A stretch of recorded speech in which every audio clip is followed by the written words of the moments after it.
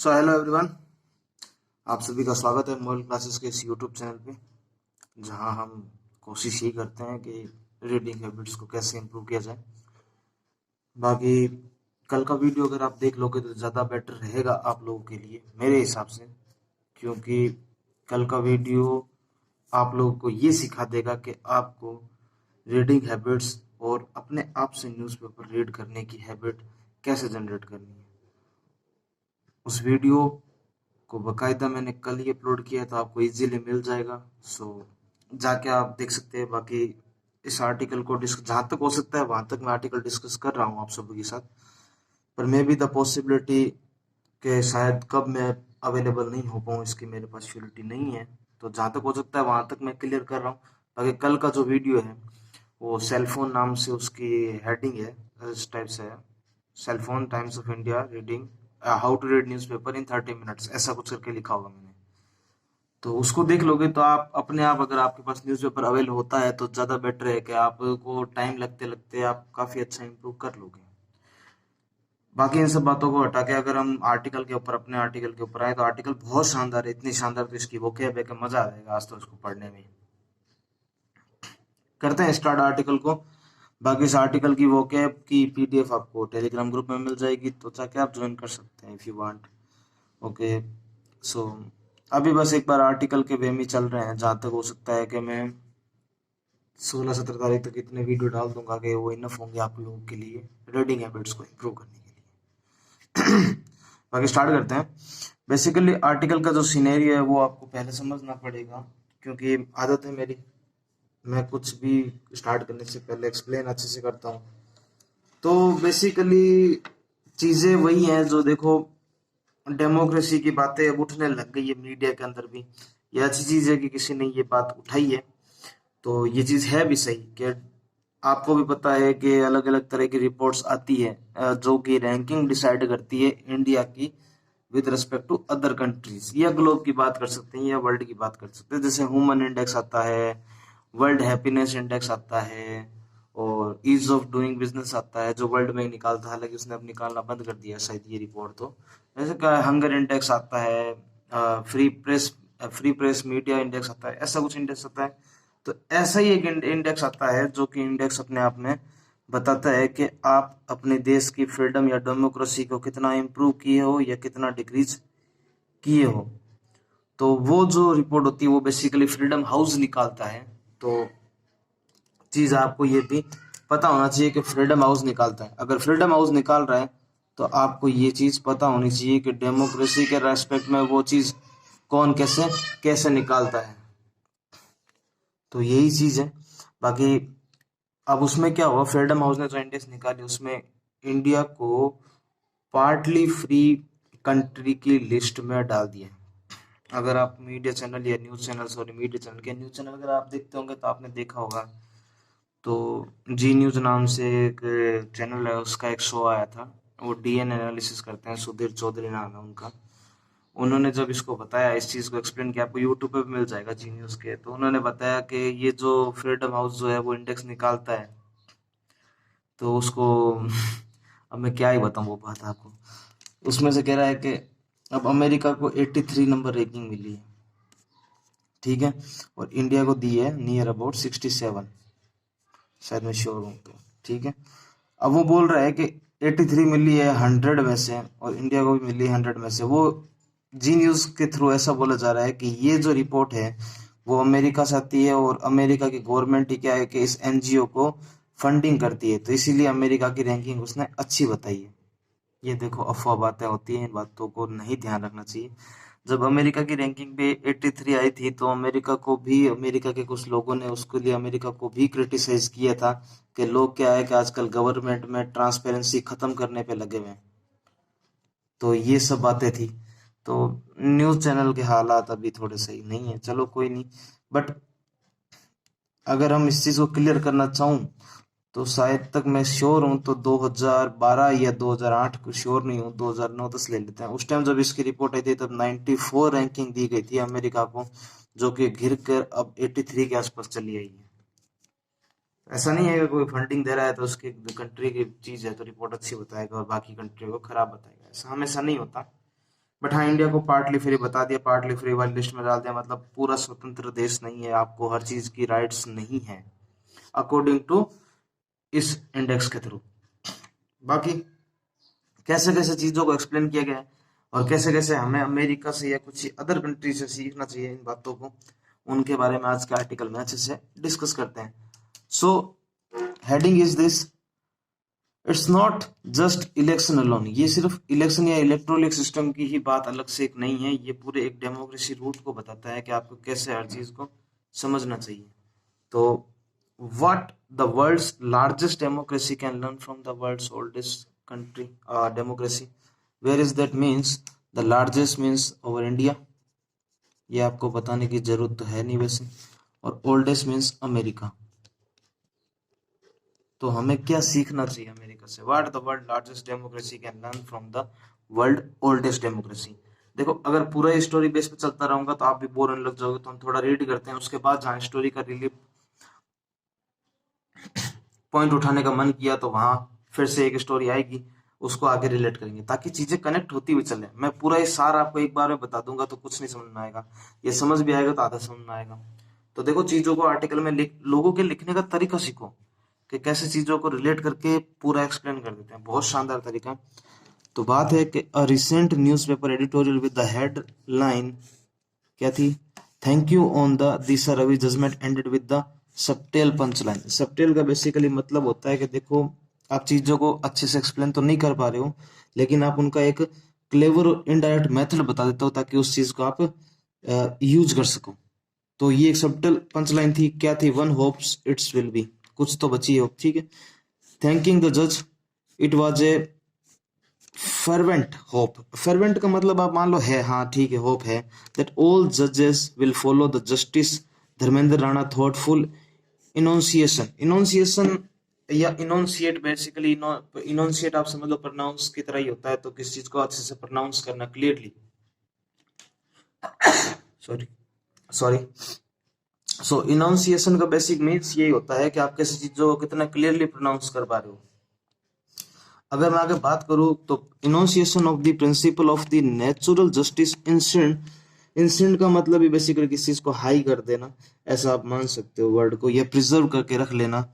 Instant over constitution while making judicial pronouncement, pronouncement का basically मतलब होता है ऑथोरिटेरियन रूप से या जनरल एग्रीमेंट या किसी ऐसी चीज से अथॉरिटी हो, गवर्नमेंट अथॉरिटी के साथ किसी चीज को आप एक्सप्लेन कर लो, ऐसा समझ लो। तो ये वर्ड काफी बार आएगा बीच में, प्रोनाउंसमेंट्स, इसका मतलब होता है अथॉरिटी बेस या गवर्नमेंट बेस स्टेटमेंट या कोई भी डिक्लेरेशन, ये बात होती है।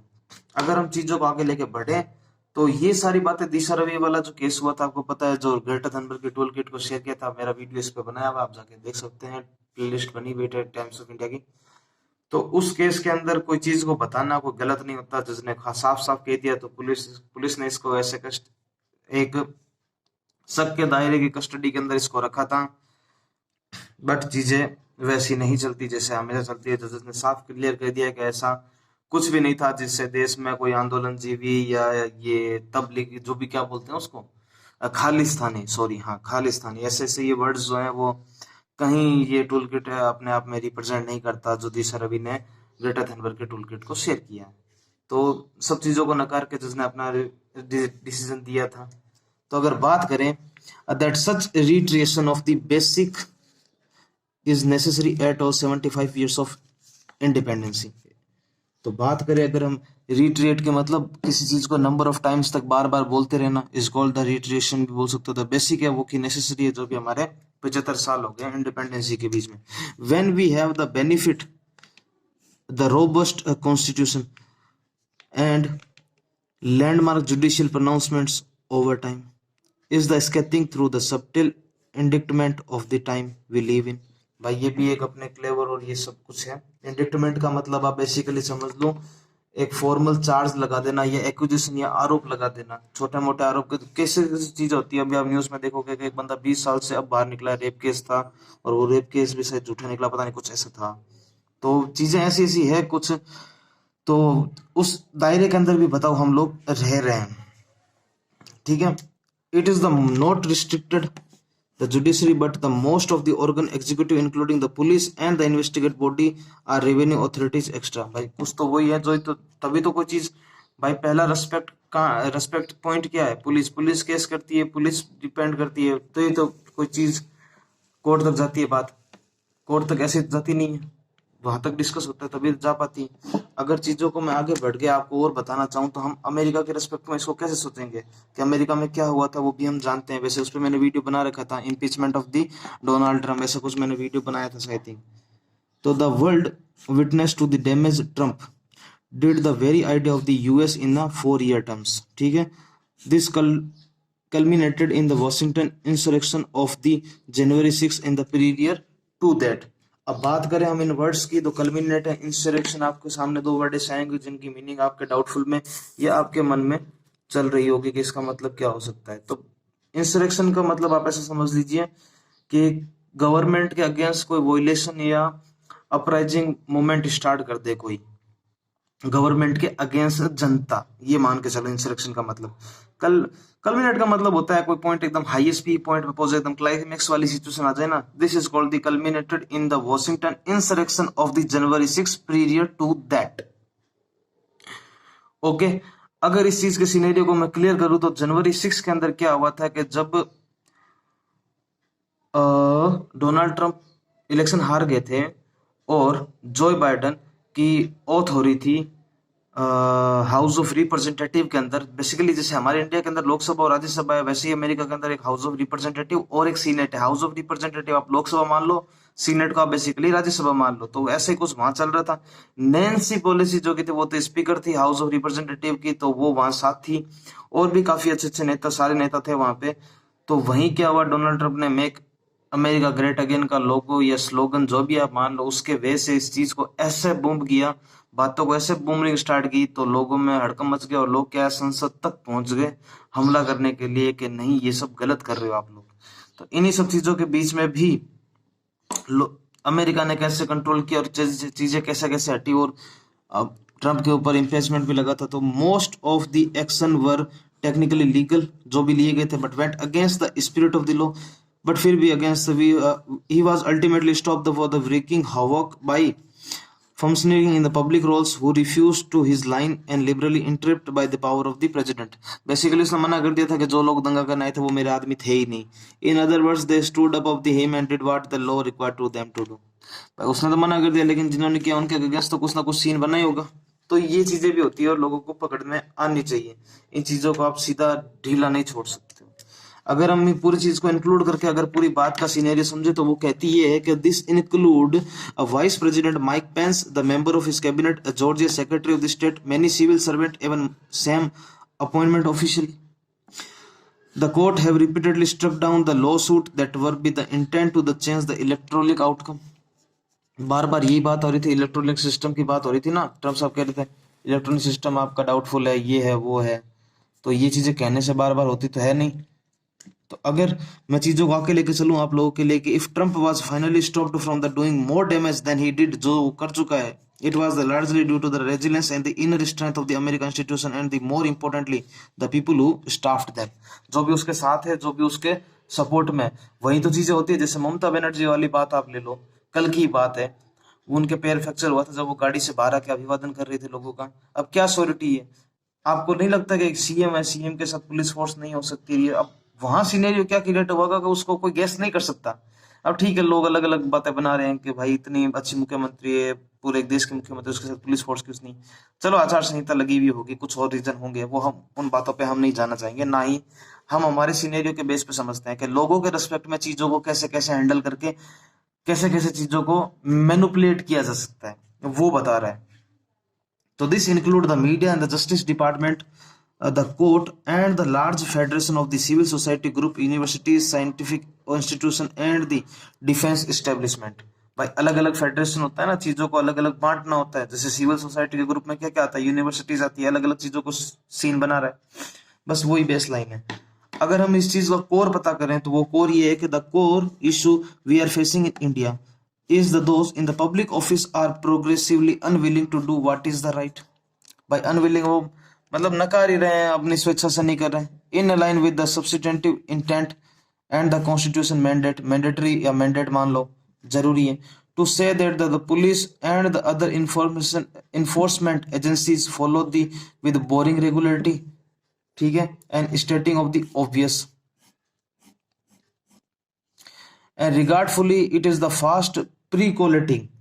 प्रीकोलेट मतलब बेसिकली आप मान लो कोई चीजों को धीरे धीरे या ग्रेजुअली रूप में बढ़ा बढ़ा के ग्रुप ऑफ पीपल का सिनेरियो क्रिएट करना, दिस इज कॉल्ड दी पर क्लोटिंग बोल दो या क्लोटिंग बोल दो, कुछ भी बोल दो, too many other organ of the governance, जो भी अलग अलग है वो सब मिलके यही, भाई एक बंदा खराब है उसका सात का सिनेरियो ऐसा बन के ही तो पूरा एक ऑर्गेनाइजेशन बनता है, बस उसी की बात हो रही है। Where the different functionaries to take the position with the optically align with their own perception of the current thinking, the power that be the not mandate path of the law, and the more importantly its spirit, ज्यादा उनकी spirit पे बात होती है।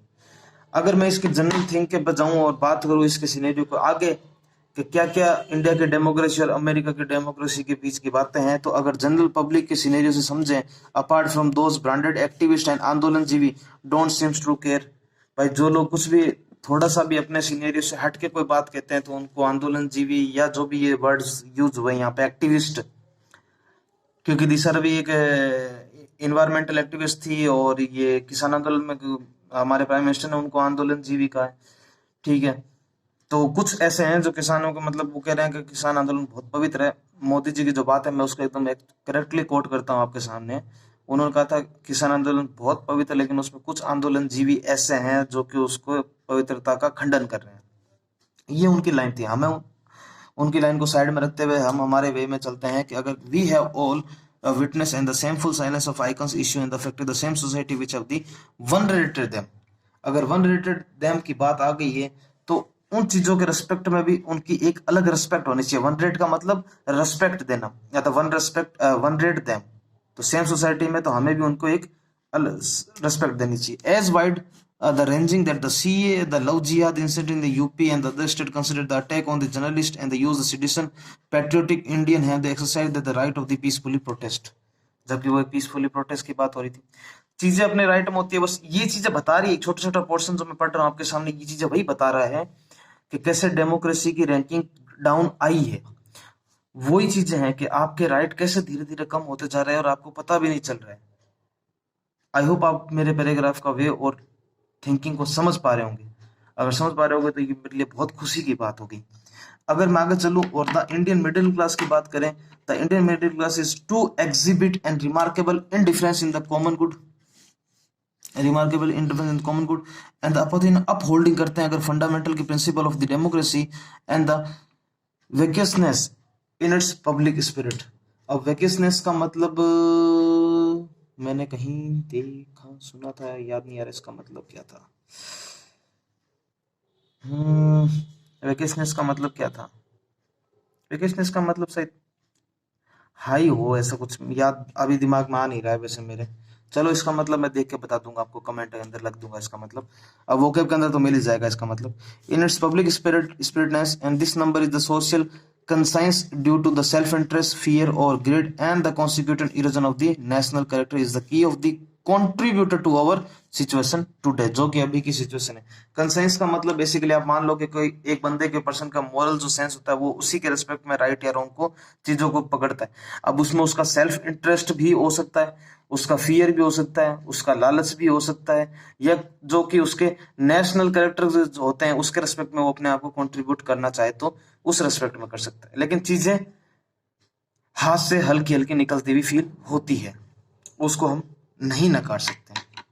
अगर in most and the most alarming, चल जा भाई, एंड मोस्ट अलार्मिंग मतलब वरिंग या डिस्टर्बिंग होना, this trait of the selfish disinterest based on the free rider theory and the governing of the authorities evident all across the society from the bureaucracy। bureaucracy का मतलब नौकरशाह होता है basically, जो एक government के लिए कोई काम करता है, this is called the bureaucrat and the सारे ऑर्गेनाइजेशन के वे में अगर रेस्पेक्ट में बात करें तो called bureaucracy, okay. And the to most corporate academia and the even pity resident welfare association, other भी जो भी हैं।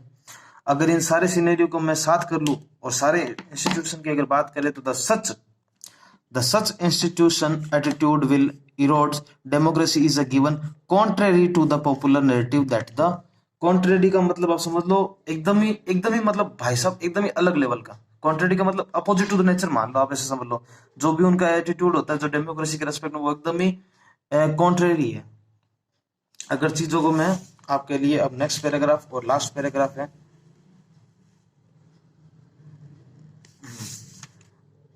अगर फाइनल वर्ड्स की बात करें तो वो इसी लाइन के अंदर आती है हमारे इस आर्टिकल की, तो जो कि है हमारे सामने क्या कि election process is the ultimate test, election process is ultimate test of functioning democracy, है अपने आप में। It must be the retreat, बार बार बोलना, definite policy and administration action to uphold करना चाहिए सिविल लिबर्टी को, स्वतंत्रता को, और between the election and the indispensable part of the definition. Indispensable का मतलब जरूरी है भाई, एकदम ही जरूरी है, आप ये मान लो, ठीक है। अगर एकदम ही जरूरी है तो वो पार्ट को भी डेफिनेशन करना चाहिए। इंडिया जो लूजिंग कर चुकी है अपने स्टेटस को फ्री नेशन की, क्योंकि पार्टली फ्री हो चुकी है, मैंने आपको बताया था शुरू में। In the latest Freedom House report जो निकाली है, being classified as the electronic autocracy by the Sweden-based VDM institution need to reflect upon this context and loss of freedom is sobering, sobering का मतलब दुख चिंता है जो भी होती है, phenomena and the most of the make in introspect वो hold the dear above. Introspect का मतलब अपने अंदर ही घुटन घुटन में, एक्स्ट्रो इंट्रोवर्ट एक्सट्रोवर्ट की तरह ये अंदर के नजरिए के रेस्पेक्ट में। अगर हम बात करें इसके आगे, फॉर्मर जो हमारे सुप्रीम कोर्ट के जस्टिस है दीपक गुप्ता साहब, उन्होंने क्या इंडिकेट किया कि recently the Gautam Buddha, Guru Nanak and the Mahatma Gandhi would all have been the branded in the same way Disha Ravi, जिस वे में दिशा रवि ने अपनी चीजों को स्टेटमेंट में कोट किया था, वही चीजें अगर गांधी जी और उन्होंने उनकी उनकी बातें हैं तो व्यू द डिफरेंट, थोड़ा सा अगर चीजों के अलग समय के हिसाब से थोड़ा अलग सोच लें तो वो चीजें क्या होती है। So would be Swami Vivekananda and Raja Ram Mohan Roy are countless other was influence fundamental society reform in India when it was not an independent nation. अगर उनको भी वहां ऐसे करके अगर कुछ चीजों के लिए उनको दबा दिया जाता तो क्या इंडिया आजाद होता था? चीजों को थोड़ा सा तो अलग हटके सोचा था भाई। हमने सोचा अंग्रेजों के हटाना है कि लो लटर शुरू जो, गांधी जी ने कहा नहीं ऐसे नहीं होगा, चीजों को धीरे धीरे हटाना सीखो, ऐसे नहीं कर सकते। तो थोड़ा सा अलग सोचा, कुछ लोगों को उनकी बात पसंद आई थी, कुछ लोगों ने हो सकता है पसंद भी नहीं आई होगी गांधी जी की बातें। तो चीजों को थोड़ा अलग सोचने का मतलब ये नहीं होता कि आप गलत हो। बेसिक सार अगर मैं इस आर्टिकल के फाइनल वर्ड्स को ये बताऊंगा तो कि लोग जब तक उसका पर्सपेक्टिव आपको पूरी तरह समझ में नहीं आए ना, तब तक आप डिसीजन मत दो उस बारे में। ये आर्टिकल बेसिकली कहना चाह रहा है। जहां तक मुझे लगता है कि मैं सक्षम हूं आपको समझाने के लिए, तो मेरे लिए बहुत अच्छी बात होगी। बाकी आप लोगों आपको डिपेंड करता है, आप मेरे चैनल के लिए सपोर्ट के लिए और आप अपने चैनल के सपोर्ट के लिए क्या कर सकते हैं। It's totally depends upon you. अगर हम इस बातों को प्रिसाइसली आगे लेके चला जाऊं तो it's precisely this will make the nation be hold the justice Rana for his pronouncement in the Disha Ravi case. We are seeing how even first principle of justice are being previously distorted abused by the authorities. कैसे कैसे authorities disturb कर सके, जो भी है अपने सामने रखा हुआ है सब कुछ, कहने की बात तो कुछ है नहीं। अगर मैं चीजों को थोड़ा सा और आगे आपके लिए लेके चलूं तो police with the fear of the court and the judging waning fast. Waning का मतलब आप समझ लो कोई चीज का एकदम स्मॉल पार्ट ऑफ सिस्टम होता है ना वो। तो the case of the young comedian Munawar Faruqui, उनके ऊपर भी केस हो जो कि 5 वीक तक जेल के अंदर रहे on the newly coined doctrine presumptive proof for the speech he may given but did not actual practice। बस यही बात है, जो कि एक्चुअल में प्रैक्टिस की नहीं की थी। चीजों को थोड़ा सा, जब तक आप किसी भी बात का पर्सपेक्टिव पूरी तरह नहीं समझ लेते हो, आप किसी पे भी फाइनल रिजल्ट नहीं निकालना चाहिए, जहां तक मेरे को लगता है। बाकी देखो सबकी अपनी अपनी राय होती है। बाकी ये आर्टिकल थोड़ा सा मुझे भी अच्छा लगा करने में, क्योंकि शानदार था, इसलिए कलरफुल माहौल बना दिया मैंने आपके लिए पूरा। बाकी मैं आशा यही करता हूँ कि आपको आर्टिकल अच्छे से समझ में आया होगा, और मैं यही उम्मीद करता हूँ कि आप ज़्यादा से ज़्यादा इसको शेयर करेंगे और आप भी अच्छे से चीज़ों को ले रहोगे। आर्टिकल पहले देखिए ताकि वो की पीडीएफ में आपको टेलीग्राम ग्रुप में प्रोवाइड करवा दूंगा। बाकी जो वर्ड्स के मीनिंग थे चाहे तो आप साथ में भी लिख सकते हो या पीडीएफ आप वहाँ से डाउनलोड कर सकते हो। बाकी मिलते हैं नेक्स्ट वीडियो के अंदर, तब तक के लिए बाय।